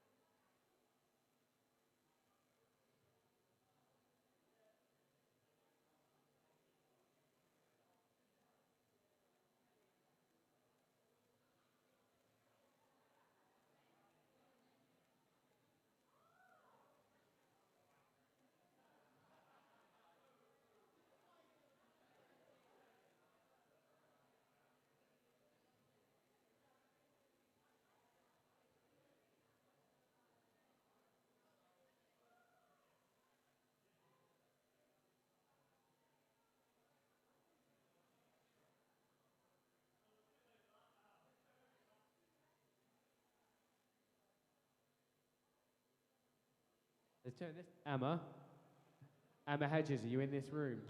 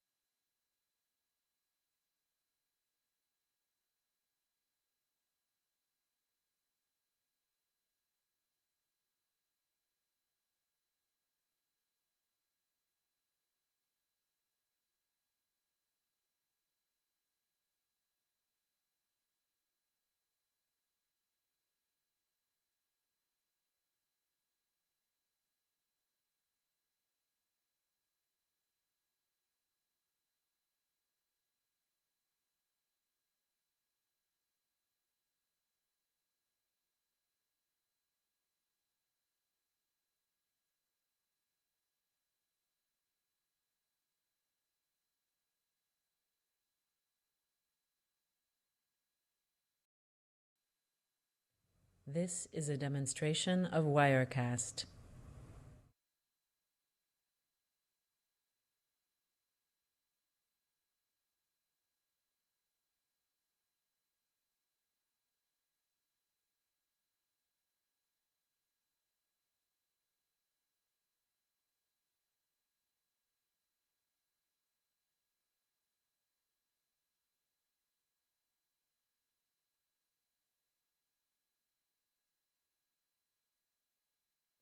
This is a demonstration of Wirecast.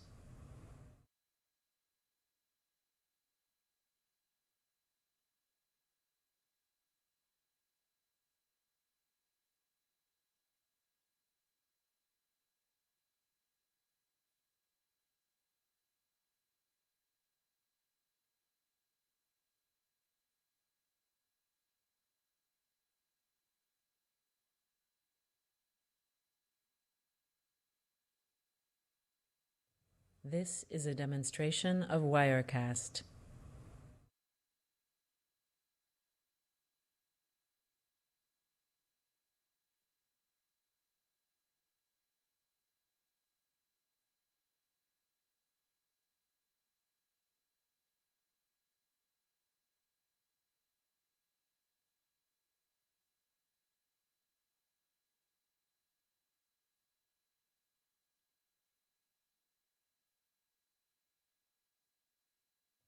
This is a demonstration of Wirecast.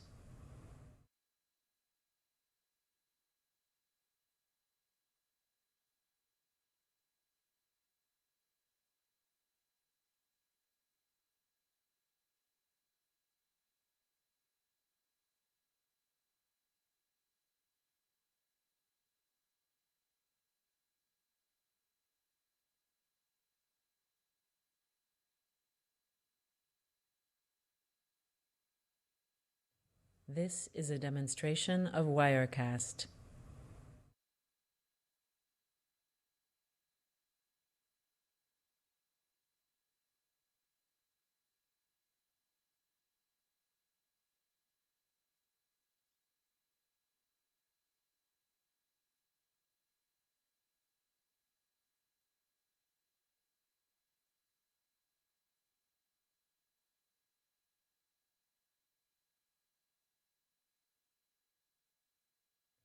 This is a demonstration of Wirecast.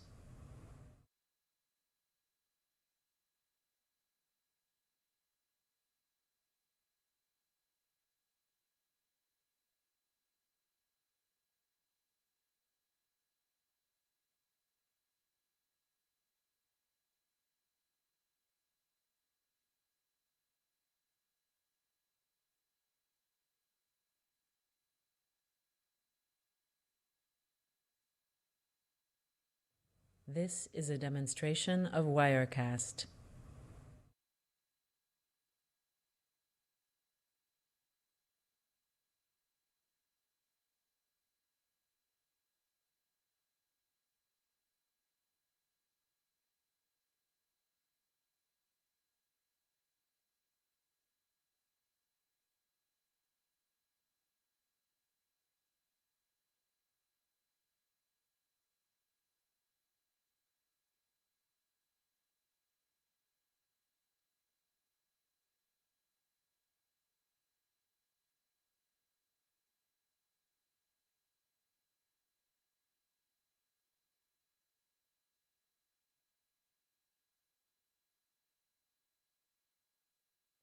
This is a demonstration of Wirecast.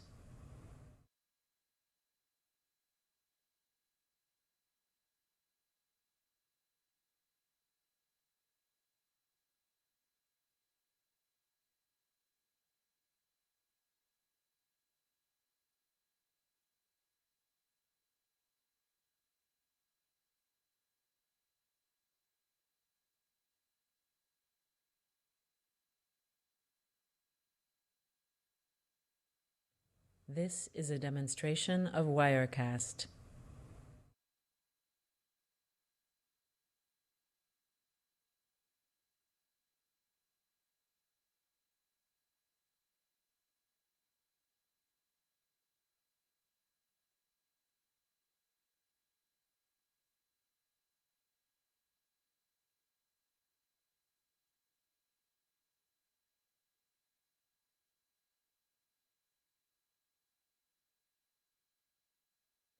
This is a demonstration of Wirecast.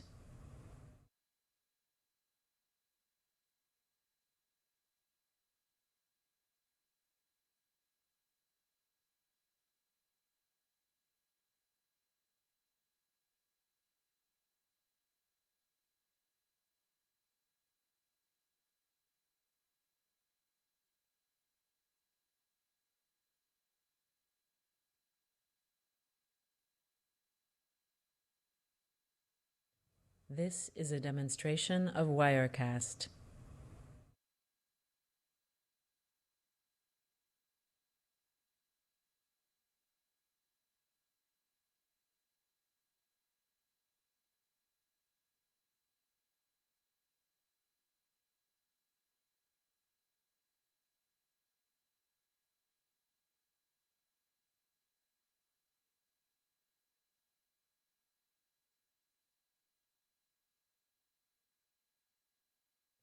This is a demonstration of Wirecast.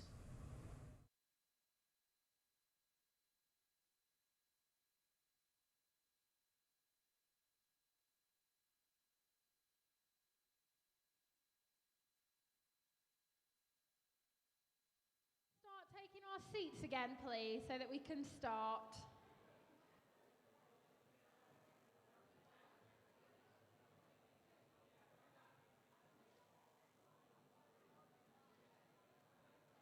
This is a demonstration of Wirecast.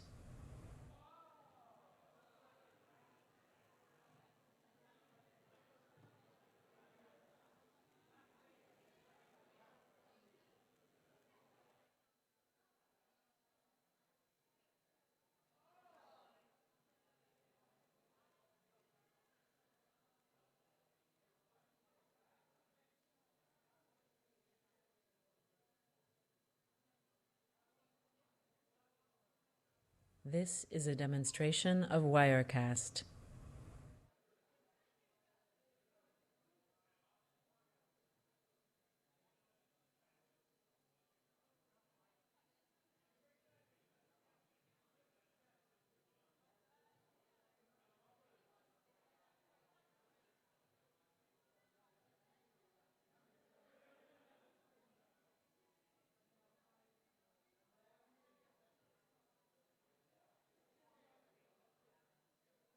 This is a demonstration of Wirecast.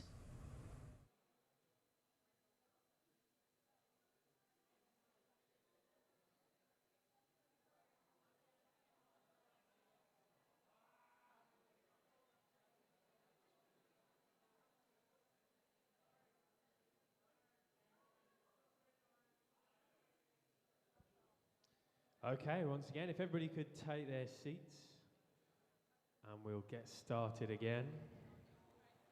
Thank you very much. This is a demonstration of Wirecast.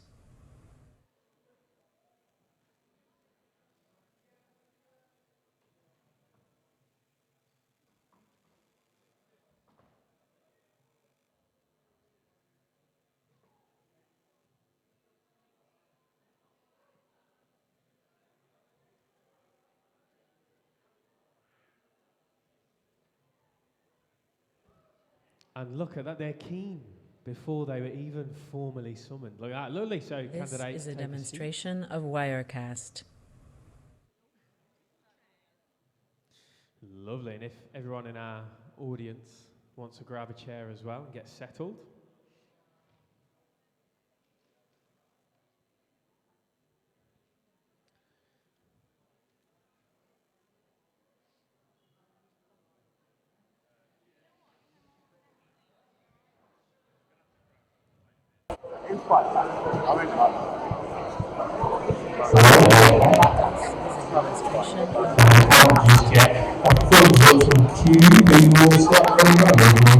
Excellent.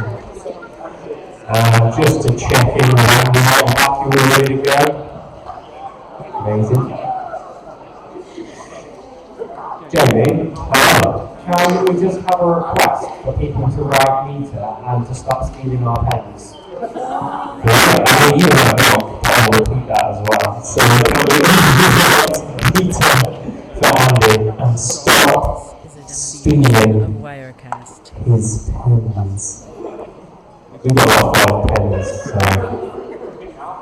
And we've down to 2. So the series is, if you have to get a question right now, you stay for come through, you're more likely to have a question right now if Andy at the back can read it. So make sure it's legible if you could. Thank you very much. Some startling athleticism from Craig there. Good job.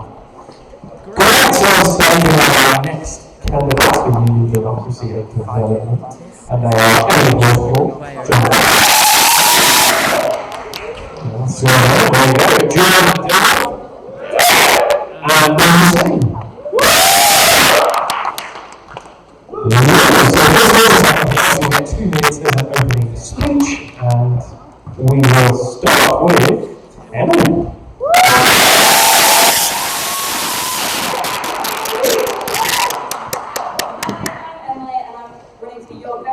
Development Democracy Officer. This is a demonstration of Wirecast.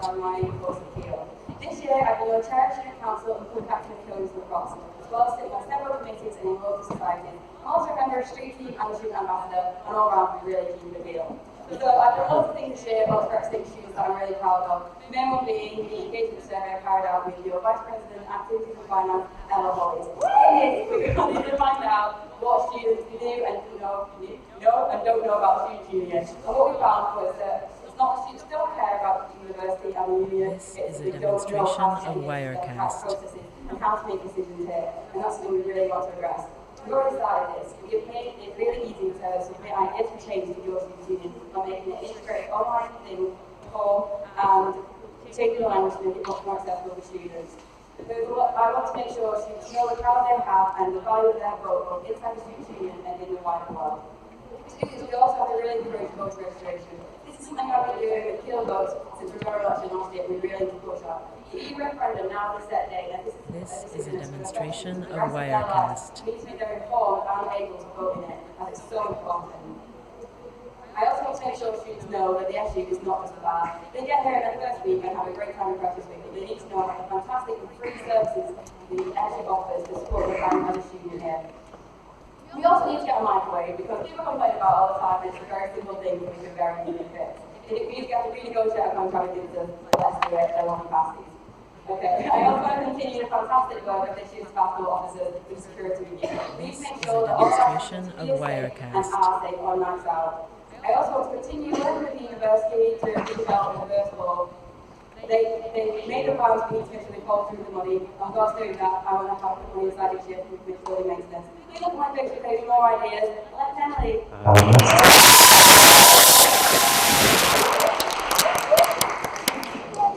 And now John, there you go, when you're ready. Hello, my name is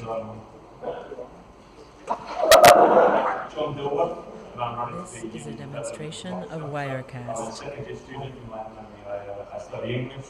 I'm at Harvard quite a lot and around campus quite generally.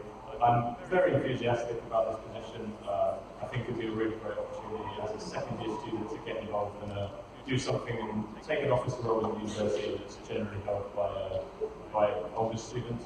I think that Keele does a lot of great stuff already with the UGM and the Keele votes in terms of how much of a voice the students are allowed. I think the real differences we need to make is making students more aware of this, making the whole process of getting involved just a bit more interesting, giving them some more incentives to get involved, and then really getting them educated and passionate about the democratic process and the developments that they can help make to our university.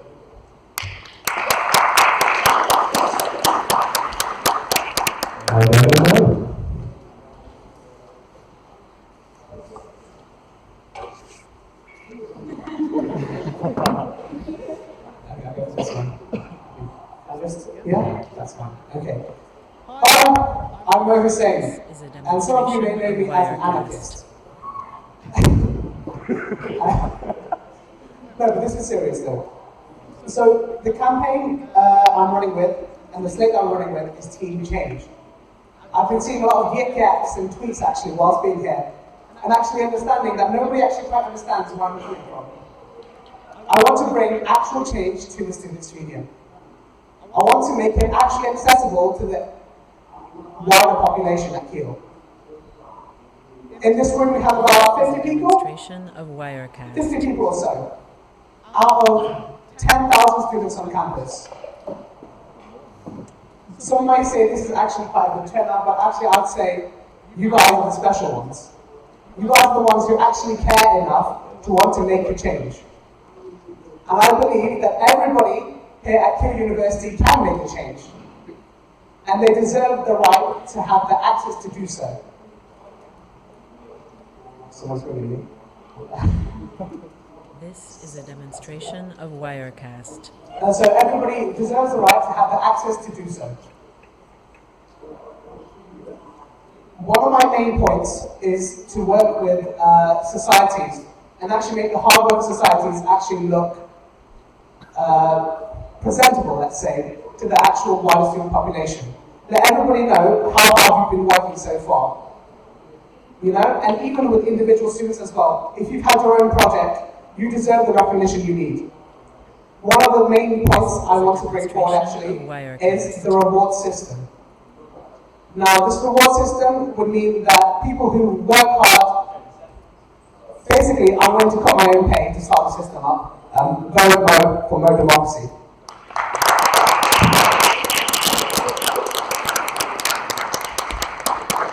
Great, thank you, candidates. So now I'm going to look at the attack for our first question to all candidates. Okay, the first question is, what should Keele SU's relationship with NUS be? This is a demonstration of Wirecast. There we go, and to answer that first, could we have John? Thank you. Okay, so my understanding as it is at the moment is that I really think the NUS is beneficial for the university. We have a good relationship at the moment. The NUS has hundreds and hundreds of universities as part of it at the moment. And from what I've gathered from the UTMs, we really have a pretty positive relationship. We've had meetings, and there's generally, it seems like we already have a lot of correspondence through the NUS with other universities. This is a demonstration So I of think Wirecast. not everything's an area that we're doing poorly. I think that's an area that we're already doing well as a university. I think it's important to maintain that relationship, make sure that we work hard as a university, we do what we can to benefit ourselves, to benefit others, and we can also take ideas and see stuff that's working at other universities and implement that here, just so that everyone has a bit of student experience.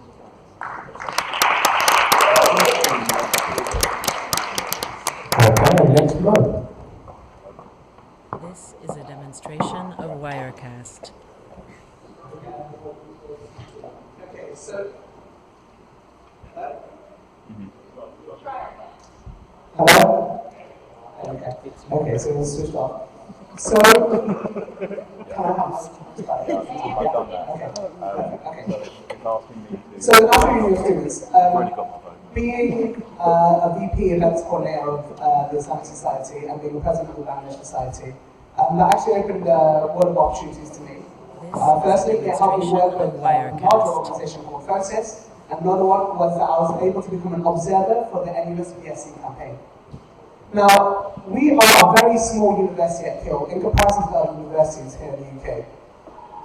We do need the support that they give. And it's not just the cheaper drinks that some people believe that that's what we need for. The liberation campaigns for black students and black minority ethnic students, for LGBT students, and for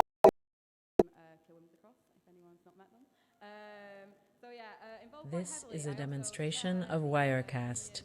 General meetings and union executive committee and society executive and a lot of other meetings that do quite a lot of important things for engagement in the university and union.